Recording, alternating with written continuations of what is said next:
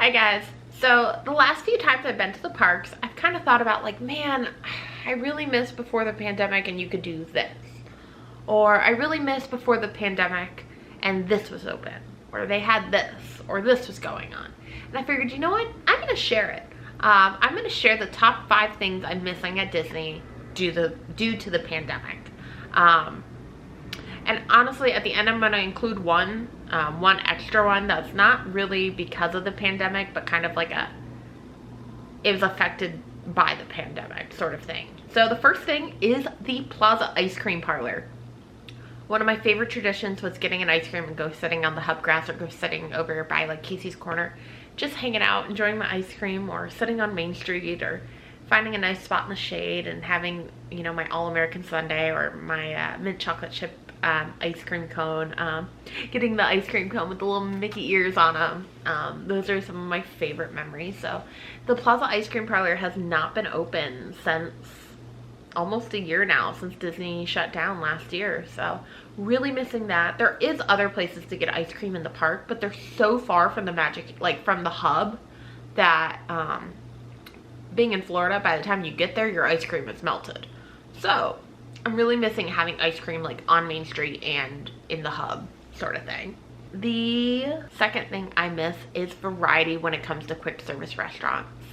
So I don't eat ground beef, so I don't eat burgers. I'll eat chicken tenders, but I need variety. That's why I loved Columbia Harbor House, because you could get some really unique things there. You could get a lobster roll, you could get fried shrimp. You know, Pecos Bill has some nice items, variety-wise, and so does Satuli Canteen. And of course, Epcot, there's all the different quick service locations around the World Showcase, but a lot of those aren't open. And we do have the booths when it comes to like Flower and Garden or any of the festivals going on. But like sit down quick service places, I miss having variety when it comes to eating there. I'm really sick of chicken tenders and burgers and fries. Like, give me some sort of variety. So the third thing I'm missing is actually Hoop-Dee-Doo, the musical dinner show at Fort Wilderness. I actually got to see Hoop-Dee-Doo about almost over 2 years ago. I had a friend who was performing in it, and she was able to help get us a table for my birthday. And Hoop-Dee-Doo was such a magical experience. We both said after we saw, like, we want to come back and do this again. And I feel like they could do it, except for they'd have to make some huge modifications. So they could definitely social distance the guest eating in the restaurant. My assumption would be that they would just charge more because they wouldn't be able to have as many tables per night, or they would do more shows. But the other issue is, so there's like 6 main performers. It'd be really hard to social distance them in the show that they do, as well as there's a part of the performance where they actually have audience participation, like come up on the stage, and obviously they'd have to cut that out, and that's like a big like comedic portion of the show. So as much as I would love to see them bring it back, I can't see it happening anytime soon. But when it does come back, I'm so ready for it. So the number 4 thing that I miss the most is kind of like a partial thing, and I'll explain.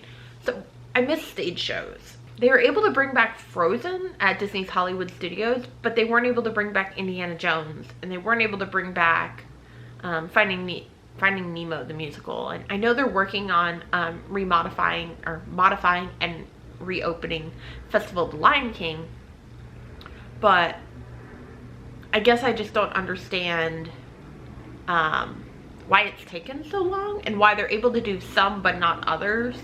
I mean, I'd love to see, like, why haven't they brought back Mickey's Royal Friendship Fair yet? Yes, I know it has background dancers and there's a lot of people on that stage, but you could definitely do that show and have it reduced in the amount of performers on stage and still do it. Now, may it draw a crowd? Yes, which I could understand them doing that, but Festival of the Lion King, Finding Nemo, Frozen, Indiana Jones, any of those stage shows, I really don't understand why they haven't relaunched those yet.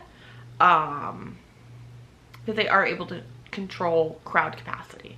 Now the 5th item is something that I think most people here would agree with. I miss fireworks.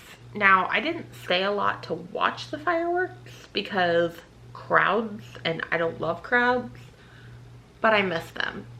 I think a great alternative Disney could do, and has kind of done when it comes to at the resorts, is at the resorts they have it where you can watch the fireworks on your TV. Disney. If for some reason you've stumbled upon this video and you're watching this and it is still 2021 and we are in the middle of a pandemic, please upload all the nighttime spectaculars, fireworks shows to Disney Plus and make it a category. I would binge watch that a bajillion times over. Give me wishes, holiday wishes, Hallow wishes, happily ever after, the Halloween one, the Christmas one, Phantasmic,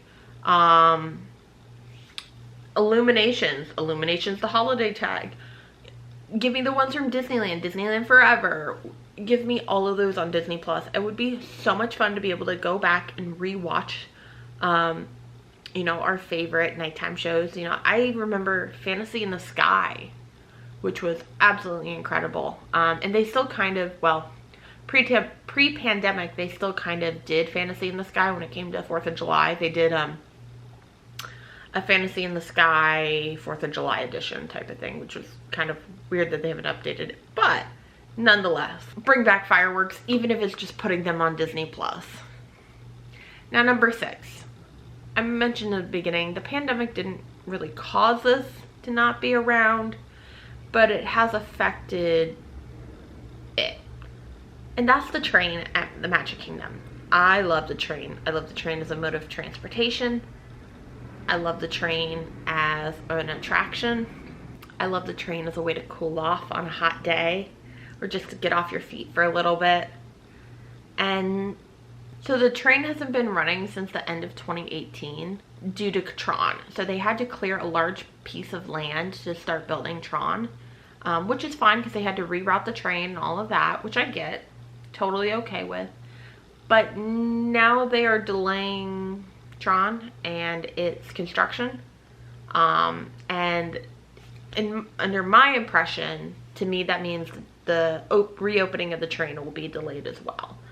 And to me, the train is one of the most significant icons of the Magic Kingdom.